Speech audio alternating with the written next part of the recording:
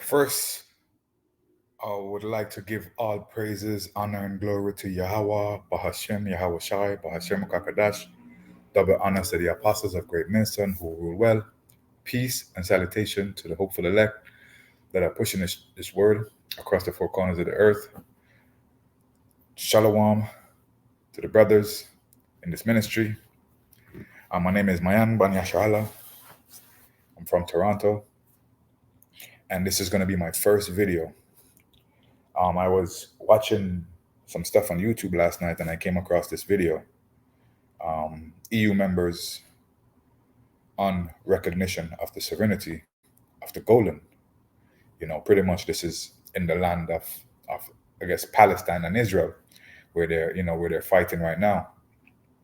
And I just wanted to play it first, and after I play it, I want to go into Revelation 17 and verse 1, and we're gonna just pretty much go through what it's saying. So without further ado, here we go. Okay, good afternoon, ladies and gentlemen. On behalf of the current EU members of the Security Council, France, Germany, Poland, the UK, and my own country, Belgium, we would like to make a brief statement on the occupied Golan Heights in the context of the US presidential proclamation issued yesterday, stating that the United States recognizes that the Golan Heights are part of the State of Israel. Our position on the status of the Golan Heights is well known, and we would like to make it clear that this position has not changed.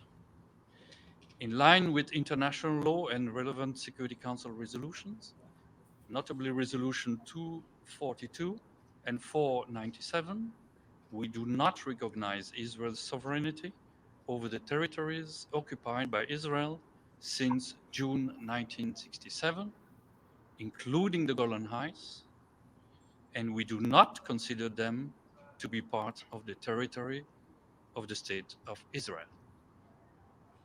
Annexation of territory by force is prohibited under international law. Any declaration of a unilateral border change goes against the foundation of the rules-based international order and the UN Charter. We raise our strong concerns about the broader consequences of recognizing illegal annexation and also about the broader regional consequences. Thank you. So yeah, there you have it. No one is pretty much supporting America with what they want to do here, or Israel, what they're doing here. These people are backing out. And let's get into the scriptures real quick. 1 second. Let me share my screen. And here we go. So yeah. So now let's get into the scriptures. We're going to start at Revelation 17 and verse 1. And it reads, "And there came one of the seven angels which had seven vials, and talked with me, saying unto me, Come hither, I will show unto thee the judgment of the great whore that sitteth upon many waters." And only a buffoon right now would be walking around not knowing who the great whore is, who that sits upon many waters. Only an idiot would be walking around right now not knowing who that is. And everyone know that America the Great is the whore that sitteth upon many waters. Because when you jump to Revelation 17, it explains to you what it means, and the water represents. Let me get that. It's Revelation 17 and verse 15, and it says, and it reads, "And he said unto me, The waters which thou sawest, where the whore sitteth, are peoples and multitudes and nations and tongues." So pretty much, this is speaking about all across the world. America has their hand and their feet in everybody's land. You go to South America, they're there. You go to the Middle East, they're there. You go to the Caribbean, they're there. You go to Europe, they're there. You go to Southeast Asia, they're there. You go to Asia, they're there. Everywhere you go, America is there. You know, their military, they have so many military bases. Let me just look to see how many military bases America has.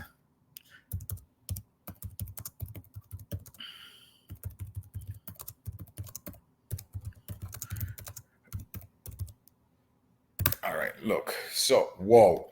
So America has 750 military bases across the globe. Come on. This right here is telling you that America has their foot in everybody's land. Everywhere you go, America. And they're trying to Americanize these other nations, you know? But let's get back to the scriptures real quick. So when you go back to Revelation 17 and verse 2, it says, with whom the kings of the earth have committed fornication.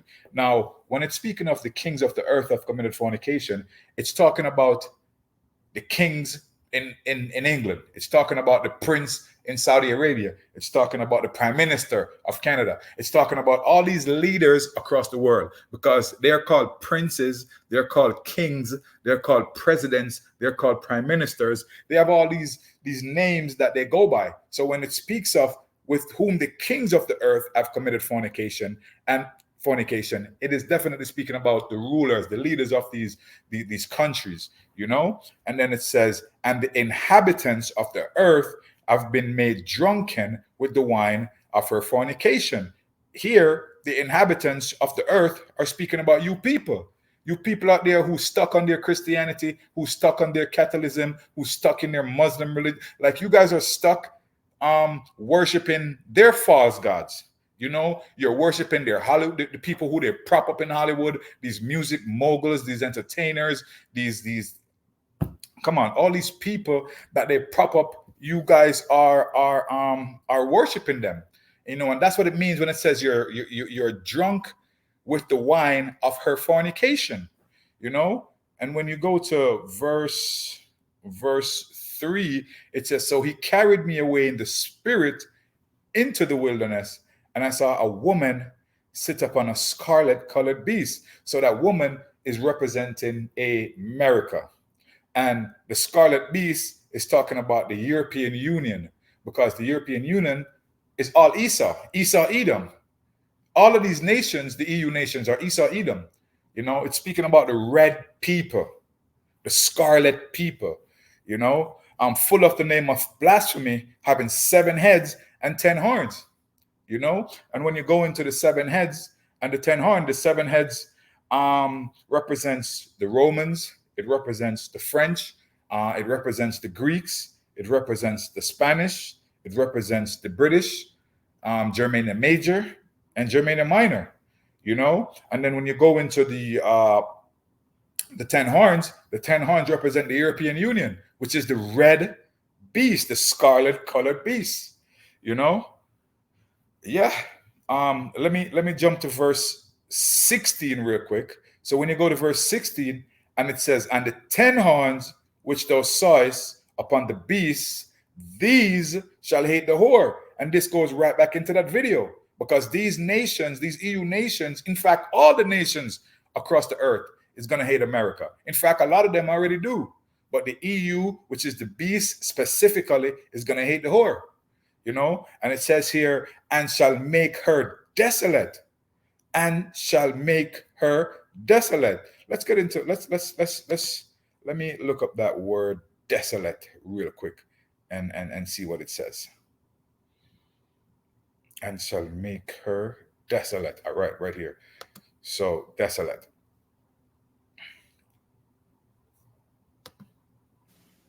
Strong's G 2048. Eremao. Eremaho. All right. So let's check out the meaning. It said to make desolate, lay waste. So these nations are going to lay America to waste. Babylon the Great, to ruin, bring to desolation, to despoil one, strip her of her treasures. All these things are going to is going to hit America. All these things are going to hit America, you know. And let me get back to the scripture. So that's Revelation 17. So it says, and shall make her desolate, and shall make her turn her into ruin, shall destroy her. and it says, and shall make her desolate and naked, and shall eat her flesh and burn her with fire. What kind of fire you think they're gonna be burning her with? You think they're gonna go over there and light a match and burn down some forests? You think that's the fire they're talking about? They're not talking about that fire. This fire is talking about the lake of fire. The lake of fire that speak about in Revelation. The lake of fire. And this lake of fire is going to come from the missile. These nuclear missiles are going to be shot from Russia, from China, from Iran. And then you guys in the European Union is also going to fire your missiles on America. You know, and this is what it's talking about right here. And it says, for Yahweh has put in their hearts to fulfill his will. Let me read that again. For Yahweh has put in their hearts to fulfill his will. And if you let me grab this Proverbs 21 verse 1. It says, the king's heart is in the hand of the Lord. The king's heart is in the hands of Yahweh. And the rivers of water he turneth it whithersoever he will. So pretty much he controls these people. These people are here to fulfill a purpose. They're in their lot. And their lot is to fulfill the purpose of Yahweh B'Ashem Yahushai, which is the will of Yahweh B'Ashem Yahushai, which is to destroy Babylon the Great. Her time is up.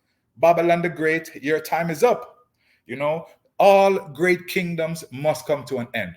And this is the end of your kingdom, the end of your rule, you know. And I can't wait for this to happen. I can't wait for this to happen. But let's get back to this real quick. Now it says so far Yahweh has put in their hearts to fulfill his will and to agree and give their kingdom unto the beast until the words of Yahweh shall be fulfilled.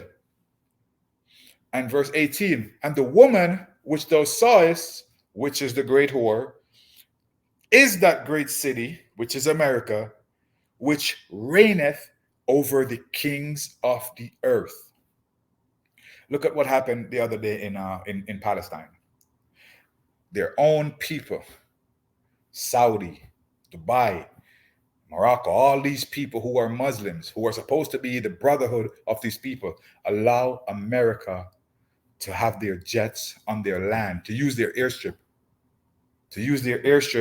so they can go and attack, so that they can protect Israel while Israel is destroying Palestine. Come on. America have rulerships over these kings, you know, and the woman which thou sawest is that great city which reigneth over the earth, reigneth over the kings of the earth, you know. So they run these people, but their time is coming to an end because these people are going to stop listening to them, because they realize that America is actually a warmonger. They are filled with lies, you know. So they're going to come and they're going to get them, you know.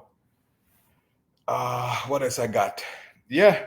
So pretty much that's just a short video. It's my first video. I hope it was edifying, and shalom to the shalom to the brothers, the Akim, you know, shalom for shalom brother, shalom. Tawada, Yahweh, Ba'Hashem Yahushai, Ba'Hashem Rakakadash, and double honors to the apostles of Great Millstone who would well. Peace and salutation to all the brothers out there who's pushing this word, this ministry. Again, shalom.